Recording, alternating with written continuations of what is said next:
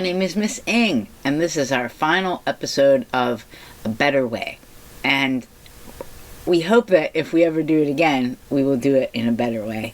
But it was sort of experimental, but we did and are so grateful for the feedback that we got from so many of you. And we really just want to try to keep finding better ways to serve you and better ways to get along with all of each other in this incredible, beautiful world. So today's little focus is very brief. It's just about that whole balance of self-esteem and ego and all that jazz. And if you read what's going across up here, Shaler Compassion, I know it sounds a little bit like a sermon, and I do apologize for that. But very often we have heard that our children are too spoiled or are too focused on themselves. But sometimes one focuses on oneself because one doesn't feel like they are simply enough.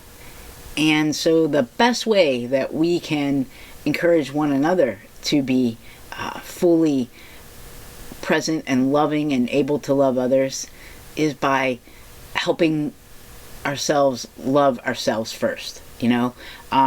That's a tough thing. We find that when somebody is angry about themselves or angry or scared or worried, the response is more anger or that sense that the other is out to get them. But children and adults, all of us, like I know for myself, whenever I'm feeling better about myself, I'm feeling better about the world. So there is something to be said about simply loving on your child and perhaps pointing out to your child that child, all the children, all the other people have people who love them and see them as in the same precious way that you see your child. And so perhaps if we start from there, from the idea that a kid doesn't have to work to get approval. A kid doesn't have to work to get any worth. We don't have to work to get approval. We don't have to work to get worth. That is where it needs to begin. Because if we can believe that for ourselves, then we can extend that grace to others as well.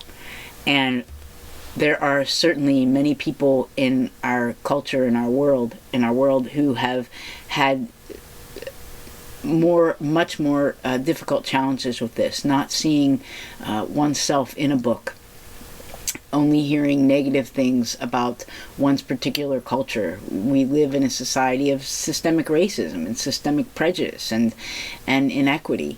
And so there are specific challenges for people from these communities and for people from privileged communities, like my own, for example, that we need to work to make sure that no child, no human being feels less than.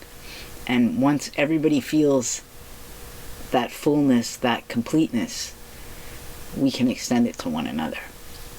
So there are a ton of resources connected there on helping your child to love him or her themselves, but I also hope that you, as an adult, as a super special grown-up, will try that as well. I am, in my other job, I work with senior adults in a nursing home, and most of the people there, the average age is about 91, and the hardest thing that they still find to do is love and accept themselves. And so I think it's something we battle our whole lives.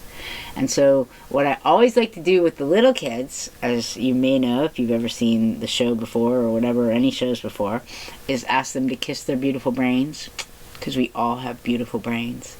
Kiss our loving hearts, because we all have loving hearts that can love even more, because love begets love begets love. And to look in the mirror, and this gets so much harder when we get older. Oh, as I look at my wrinkles. But it doesn't matter, because we should look in the mirror and say, hey, good looking. Because we are all good looking, just the way we are. We don't need to lose any more weight. We don't need to change the color of our skin. We don't need to change the color of our hair. We are all intrinsically beautiful and precious. And if we start from that, if we really try to believe that, and believe that for ourselves, it must be true for everyone. And perhaps that is the way to show true compassion. Compassion for self, compassion for others, and come about with a world that celebrates one another and all of creation in a better way. So check out the links. Thanks for hanging with us, and we look forward to continue to serving you in the future. And please let us know. Keep the feedback coming. So thank you so much. Thank you.